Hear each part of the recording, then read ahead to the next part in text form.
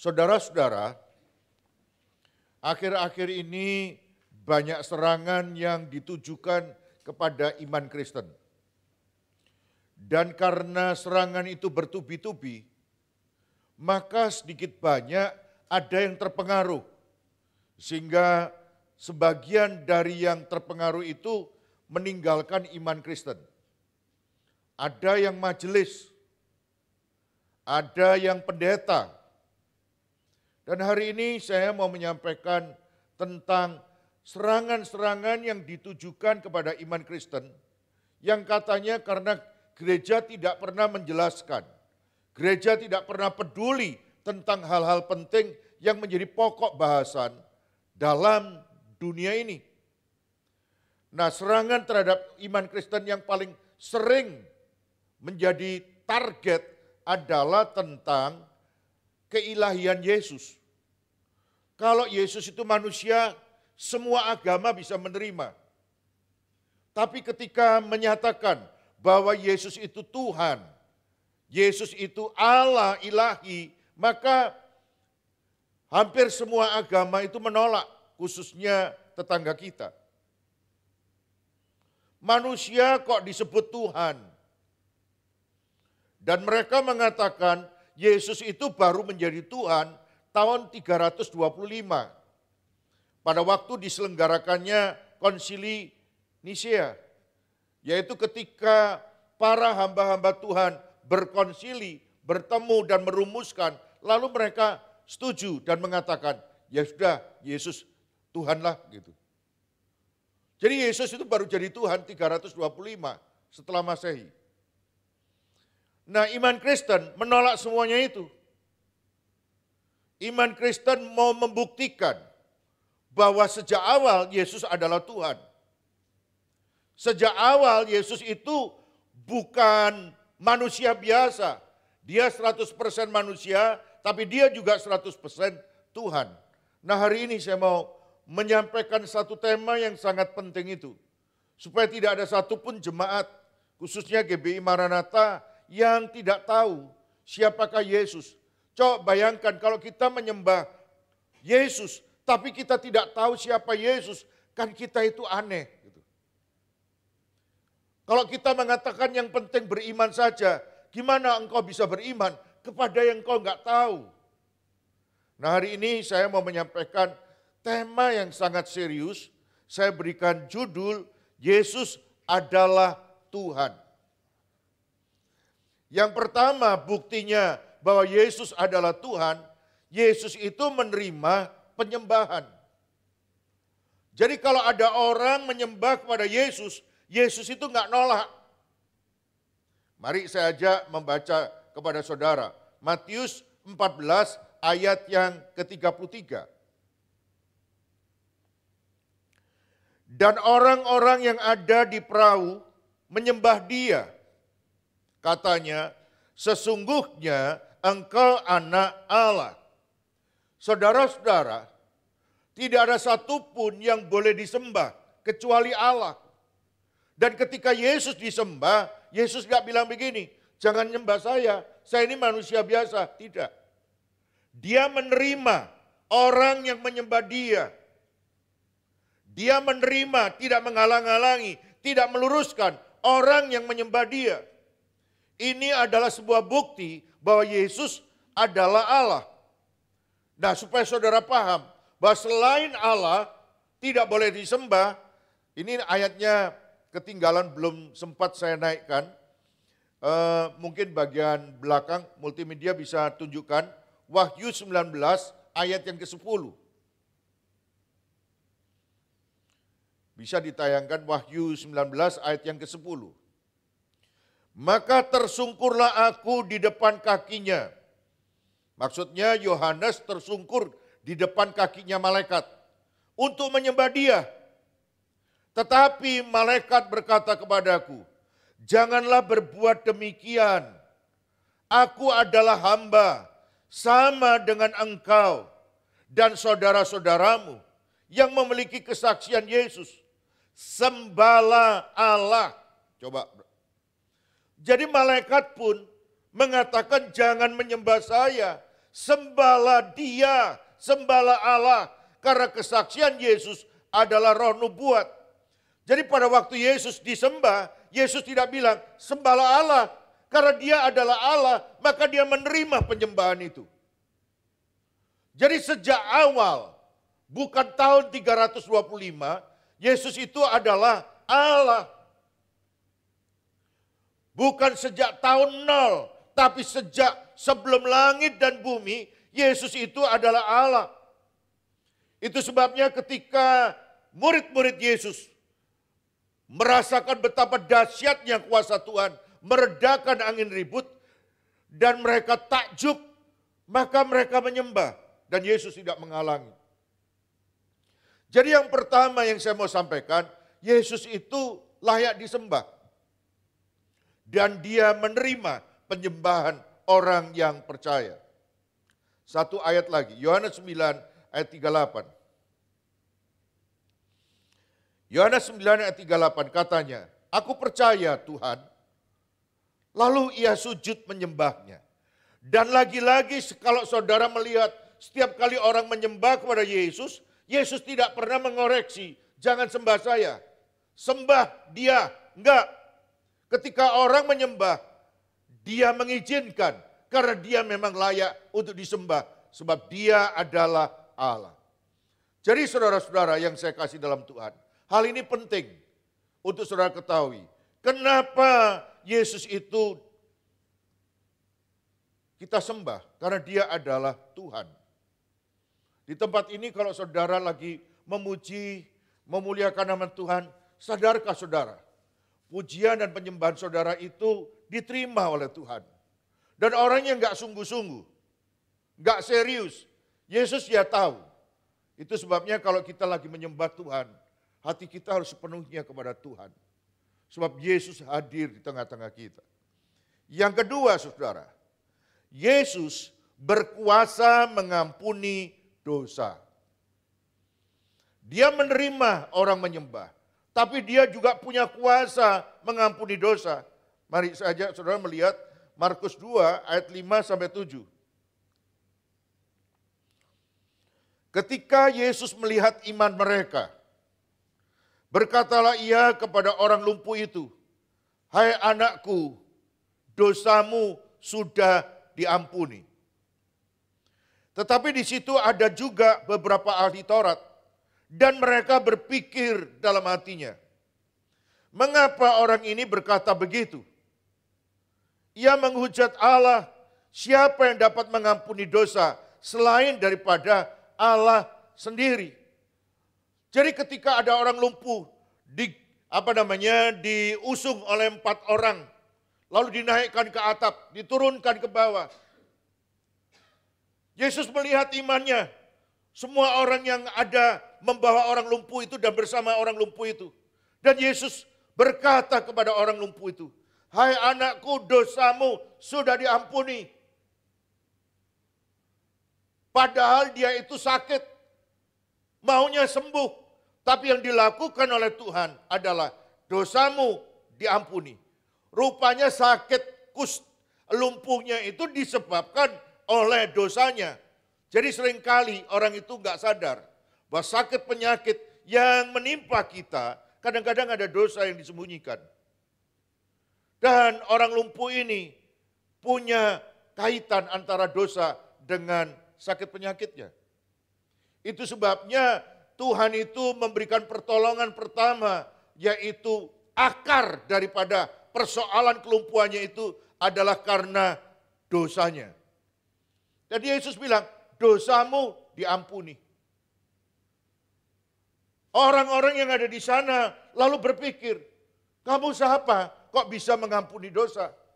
Kamu siapa kok bisa mengampuni dosa? Sebab yang bisa mengampuni dosa itu Allah. Nah, lagi-lagi kita menemukan bahwa ternyata Yesus itu adalah Allah, adalah Tuhan yang berkuasa. Sebab Dia mampu berkuasa mengampuni dosa. Itu sebabnya Yesus berkata, mana lebih mudah? Mengampuni dosa atau menyuruh orang ini bangkit dan berjalanlah. Dan Tuhan bilang, supaya kamu tahu bahwa Anak Manusia berkuasa mengampuni dosa. Dan dia menyembuhkan orang lumpuh itu. Saudara-saudara, saya mau menyampaikan kepada saudara. Yang pertama, kalau saudara berdoa, ditujukan kepada Tuhan Yesus. Sebab dia adalah Allah. Dan kalau kita menyembah kepada Tuhan, Tuhan tidak pernah nolak, jangan sembah saya. Dan kalau saudara mau minta ampun, bukan kepada pendeta, bukan kepada pastor, langsung kepada Tuhan. Sebab dia mampu mengampuni dosa kita.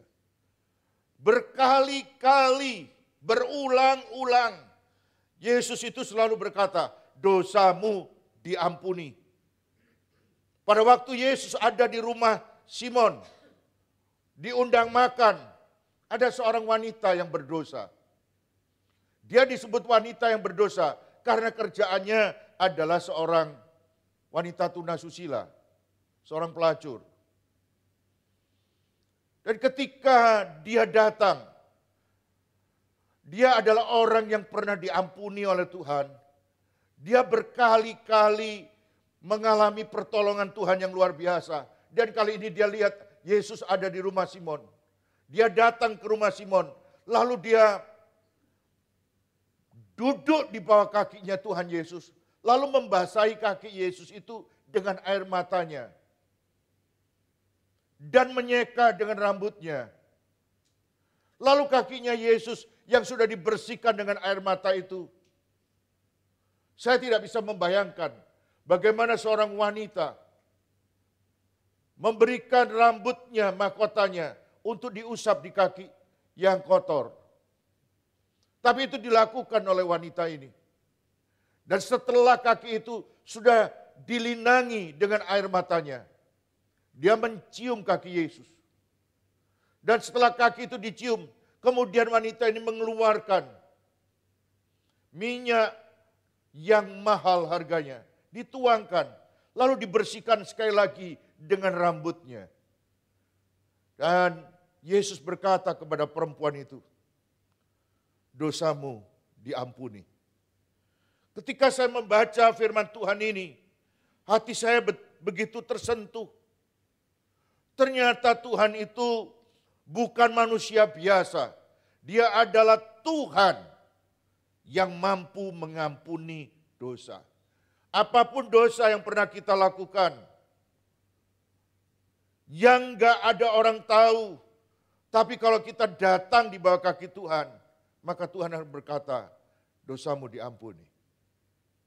Saudara-saudara yang saya kasih dalam Tuhan, apapun yang sedang kita pergumulkan, kalau kita merasa ada beban dosa yang terlalu berat, kita bisa berkata, gak perlu kepada pendeta, gak perlu kepada pastor, kita langsung di bawah kaki Tuhan, tersungkur dan minta ampun. Dan Tuhan akan mengampuni kita. Yang ketiga, saudara, Yesus adalah pencipta segala sesuatu. Yesus fisiknya ada di bumi ini 2000 tahun yang lalu. Tapi Yesus secara ilahi dalam roh itu sudah ada sebelum langit dan bumi diciptakan.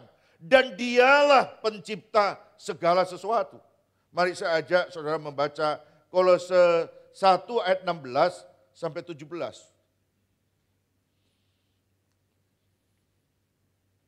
Karena di dalam dialah, di dalam Yesuslah telah diciptakan segala sesuatu yang ada di sorga dan yang ada di bumi, yang kelihatan dan yang tidak kelihatan, baik singgasana maupun kerajaan, baik pemerintah maupun penguasa, segala sesuatu diciptakan oleh Yesus dan untuk Yesus. 17, Ia, Yesus ada terlebih dahulu dari segala sesuatu. Dan segala sesuatu ada di dalam Yesus. Dia itu Yesus. Ia itu Yesus. Jadi dengan kata lain saudara, secara manusia, kan Yesus itu 100% manusia. Dia memang lahir 2000 tahun lalu melalui Maria.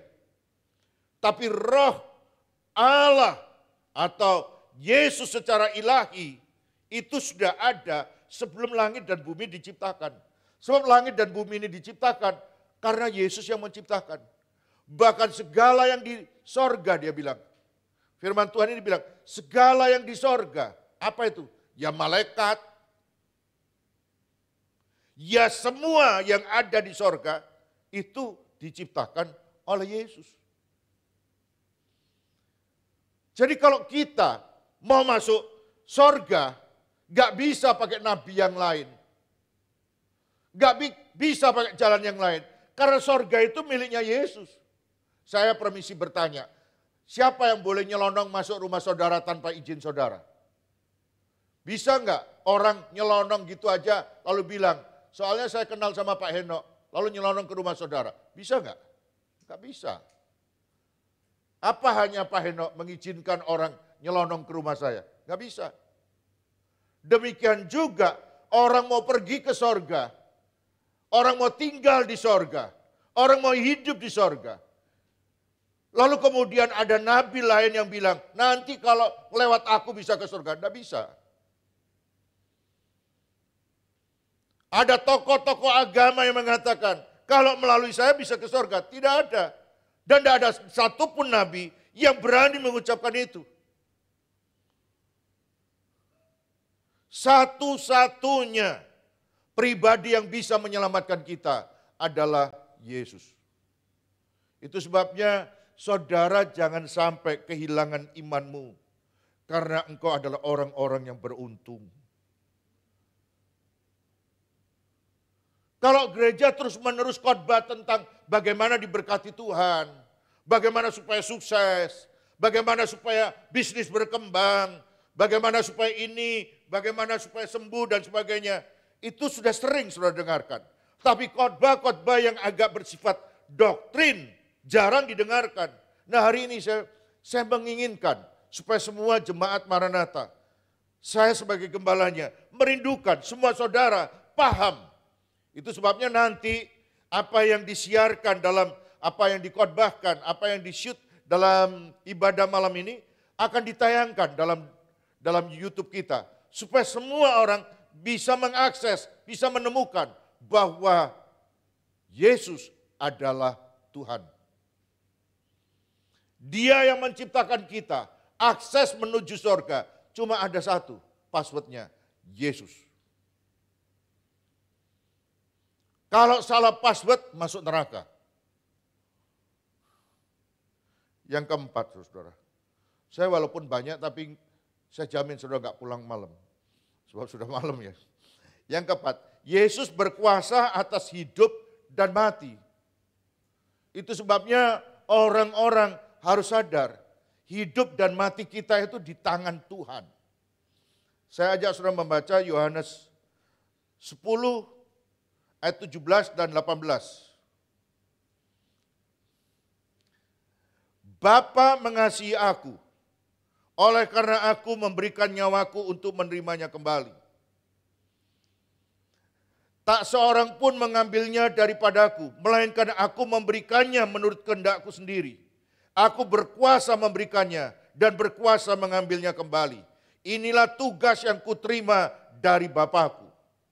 Saudara-saudara, banyak orang menyerang iman Kristen. Katanya Tuhan, setelah kamu angkat sebagai Tuhan, ternyata dia mati. Masa Tuhan mati? Alkitab mengatakan, dia mati secara fisik, tapi bukan karena dibunuh lalu dia mati. Dia memberikan nyawanya, dia menyerahkan nyawanya. Coba saudara lihat ayat yang ke-17 dan 18 lagi ya, pelan-pelan lalu saya jelaskan pelan-pelan. Bapa mengasihi aku. Ini pribadi Bapa dan pribadi anak, pribadi Yesus. Oleh karena aku memberikan nyawaku. Jadi Yesus itu memberikan nyawanya, bukan karena diambil.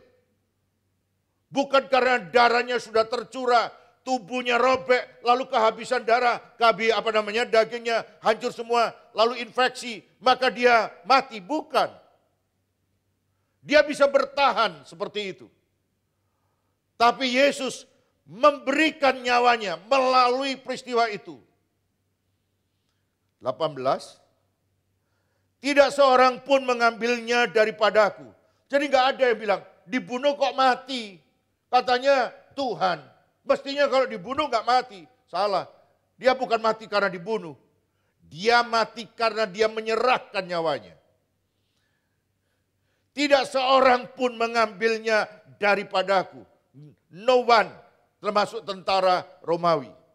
Melainkan aku memberikannya menurut kehendakku sendiri. Jadi dia mati itu karena dia menyerahkan nyawanya kepada Bapa. Dan jangan lupa, Yesus mati itu bukan karena kalah sama setan. Bukan. Karena dia mau menyerahkan kepada Bapa nyawanya. Aku berkuasa memberikannya. Dan berkuasa mengambilnya kembali. Inilah tugas yang kuterima dari Bapakku. Apa tugasnya?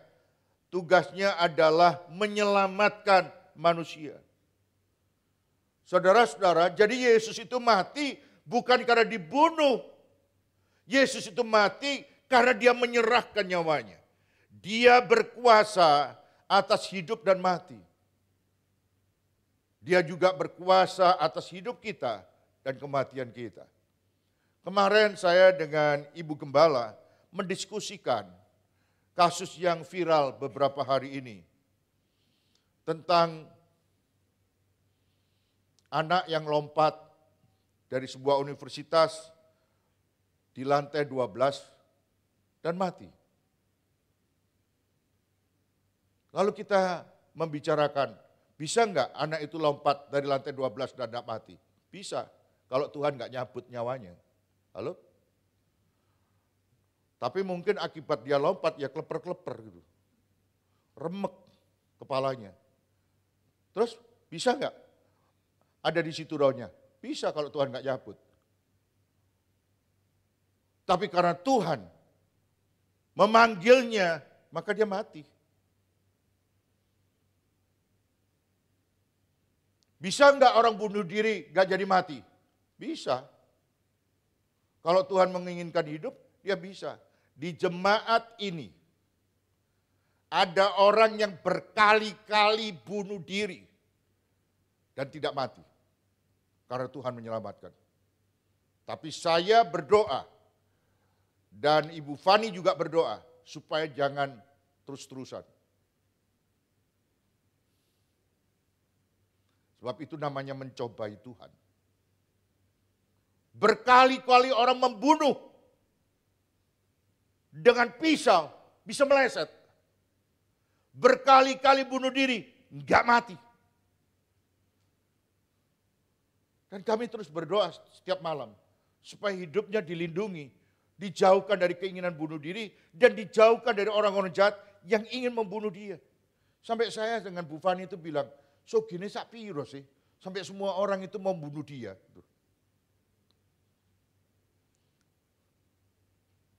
Sampai semua orang yang ketemu membunuh dia. Dan sampai seberapa beratnya tekanan batinnya. Sampai berkali-kali dia mau bunuh diri. Dan hari ini masih tetap kami bawa dalam doa. Dan hari ini saya mau bicara sama saudara. Yesus itu kalau tidak mengambil roh seseorang, dia nggak akan mati. Itu sebabnya ada orang yang seringkali bilang begini, lebih baik dia bersama Tuhan daripada dia sakit. Daripada dia mengalami penderitaan yang begitu berat. Pernah dengar itu saudara? Itu Tuhan yang ambil. Dia berkuasa mengambilnya. Apa yang sudah diberikan kepada seseorang. Itu sebabnya hidup dekat dengan Tuhan itu penting. Kaya banyak uang itu memang menyenangkan. Tapi jangan lupa, kalau engkau tanpa Tuhan, hidupmu kosong. Dan selalu ada keinginan, yang entah dari mana keinginan itu. Engkau akan punya keinginan bahwa hidup ini tidak ada gunanya, lebih baik aku selesai saja. Orang-orang yang mengakhiri hidupnya adalah orang-orang yang sudah tidak lagi bisa melihat bahwa hidup ini ada harapan dalam Tuhan Yesus. Kalau kita punya Tuhan Yesus, kita punya pengharapan. Hidup ini tidak sia-sia.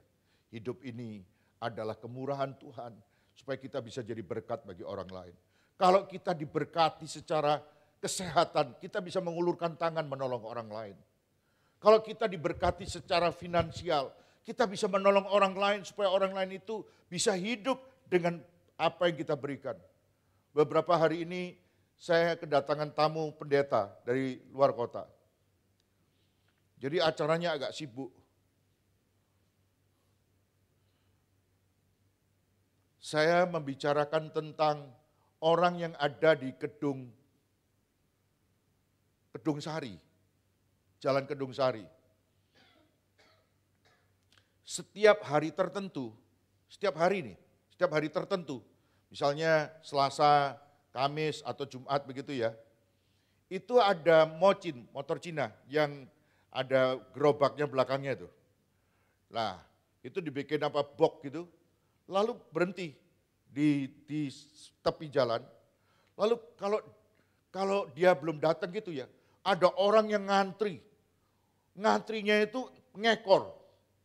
Jadi kayak ngantri beras atau apa yang barang murah gitu. Ngantri apa? Ngantri mobil ini datang.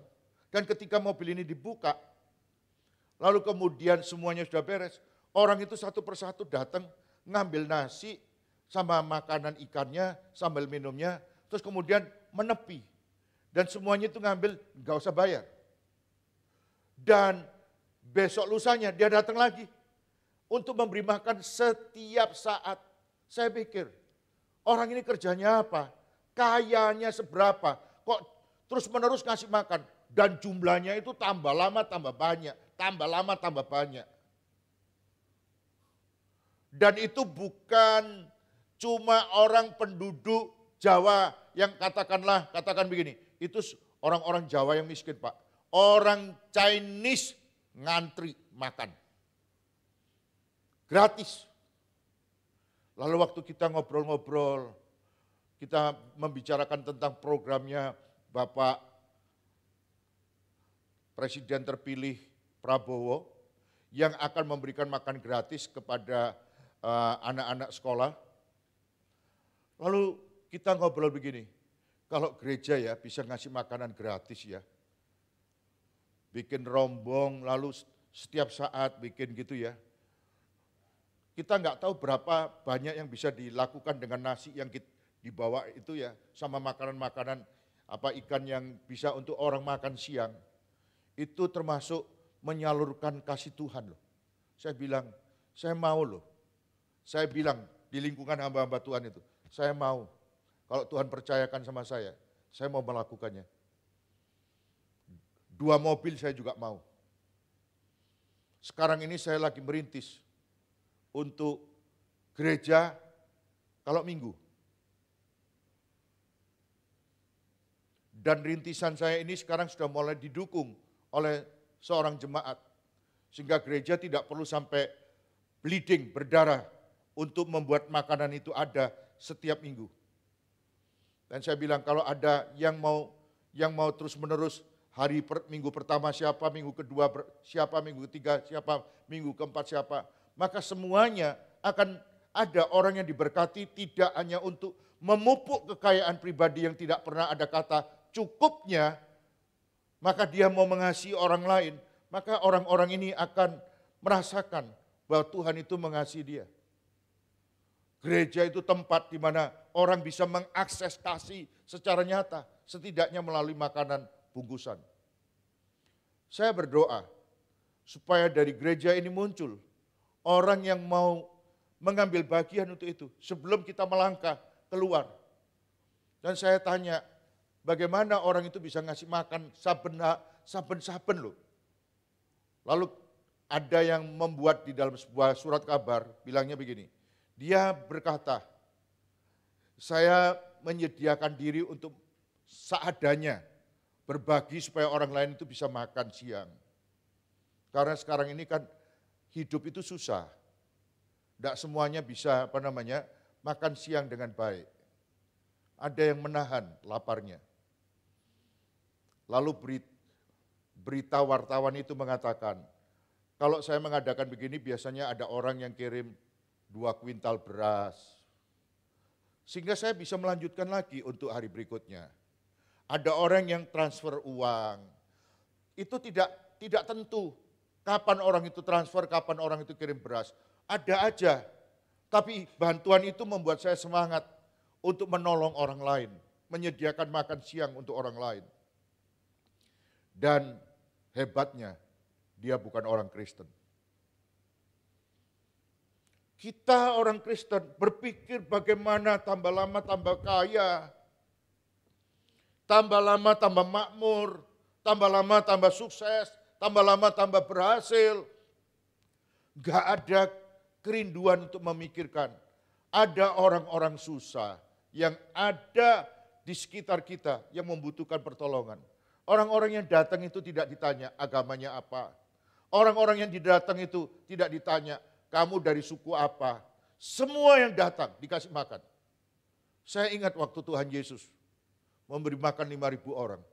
Tuhan Yesus tidak bilang, ikut saya sudah berapa tahun? Sudah punya kartu member belum? Enggak pernah. Semua yang datang dikasih makan. Mau 4.000, mau 5.000, semua kasih makan. Kasih makan. Traktir makan. Saya merindukan GBI Maranatha.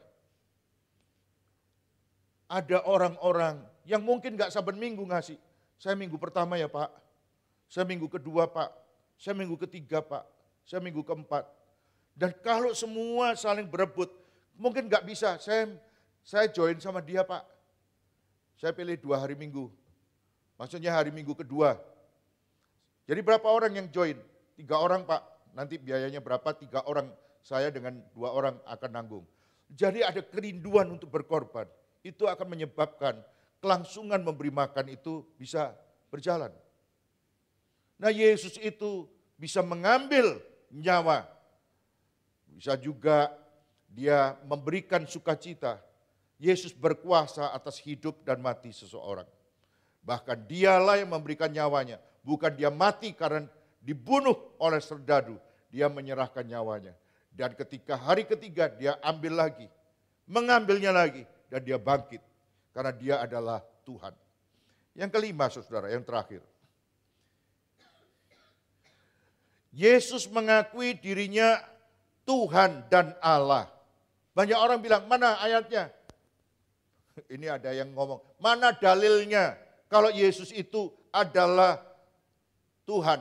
Karena tidak ada pernah tertulis, akulah Tuhan, sembahlah aku. Tidak ada ayatnya katanya. Nah hari ini saya ajak saudara melihat bagaimana cara berpikir untuk menjelaskan itu. Matius 4 ayat 8 sampai 10. Dan iblis membawanya pula ke atas gunung yang sangat tinggi. Ini Yesus lagi dicobai. Dan memperlihatkan kepadanya semua kerajaan dunia dengan kemegahannya. Dan berkata kepadanya, semuanya itu akan kuberikan kepadamu, katanya iblis.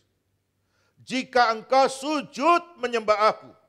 Maksudnya Yesus sujud menyembah kepada iblis. Lalu ayat 10 bilang begini. Maka berkatalah Yesus kepadanya iblis. Enyalah iblis, sebab ada tertulis, engkau harus menyembah Tuhan Allahmu. Dan hanya kepada dialah sajalah engkau berbakti. Sekarang Yesus bilang hanya kepada engkau harus menyembah Tuhan Allahmu. Hanya kepada dia. Siapa dia? Ya dirinya. Dan dia enggak bilang, sembahlah aku, enggak bilang gitu. Dia mau mengatakan, engkau enggak bisa, Tuhan kok suruh nyembah kamu. Kamu yang harus menyembah Tuhan. Dan sekarang ini kamu berhadapan dengan aku. Engkau harus menyembah Tuhan, Allahmu. Dan hanya kepada dia sajalah engkau berbakti. Jadi dia mau meluruskan. Salah kalau ada orang yang berkata bahwa Yesus itu gak pernah ngeklaim dirinya Tuhan. Dan banyak perkataan, kata-kata, kalimat-kalimat yang tidak plek berkata, akulah Tuhan, sembahlah aku. Tapi ada kata-kata yang merupakan bagian dari pernyataan itu. Berkata begini, engkau harus menyembah Tuhan Allahmu. Hanya kepada Dia sajalah engkau berbakti. Siapa maksudnya? Ya kepada Yesus. Saudara-saudara, ada tetangga itu yang suka menekankan. Mana ayatnya? Yesus berkata, akulah Tuhan, sembahlah aku. Mana ayatnya? Saudara, banyak hal yang menggambarkan betapa naif dan dangkalnya orang berpikir dari sebelah itu. Kalau saya misalnya ini, katakanlah WL-nya ini Nona lah, lebih gampang. Saya Nona, saya cantik bukan? Itu kan agak jelas gitu. Masa ngomong-ngomong sendiri, saya cantik bukan? Itu sebabnya kamu harus muji saya. Kan aneh gitu. Nah gimana caranya Nona mau menggambarkan dirinya? Saya ini serius loh. Kalau senyum kelihatan manis kan? Saya ini juga barusan lulus loh. Dengan dengan keahlian yang mendapatkan sertifikasi loh. Saya ini orang yang berusaha dengan sungguh-sungguh. Tapi kan nggak perlu dia menggambarkan saya cantik, saya pintar, nggak perlu kan. Cukup dia menjelaskan hal-hal yang melekat yang ada padanya. Nah, Tuhan tidak pernah berkata, akulah Tuhan, sembahlah aku. Itu tetangga itu terlalu dangkal dan naif, cekak mikirnya. Sehingga harus persis omongannya. Masa Tuhan itu harus persis omongannya? Nah, saudara-saudara, saya mau menyampaikan. Banyak kali kita menemukan yang seperti itu. Nah, ayat-ayat ini penting untuk saudara catat. Dan bisa juga nanti saudara akses melalui YouTube. Supaya saudara paham bahwa Tuhan Yesus itu adalah Tuhan dan juga Allah. Dia layak disembah dan hanya kepada Dia kita harus menyembah. Saya berdoa supaya penjelasan yang 5 poin ini dalam 30 menit bisa menambah wawasan kita, pemahaman kita tentang Tuhan yang setiap minggu, setiap hari, setiap saat kita sembah, yang kepadanya kita berseru. Dia bukan sekedar manusia, dia adalah manusia 100%, tapi juga Tuhan 100%.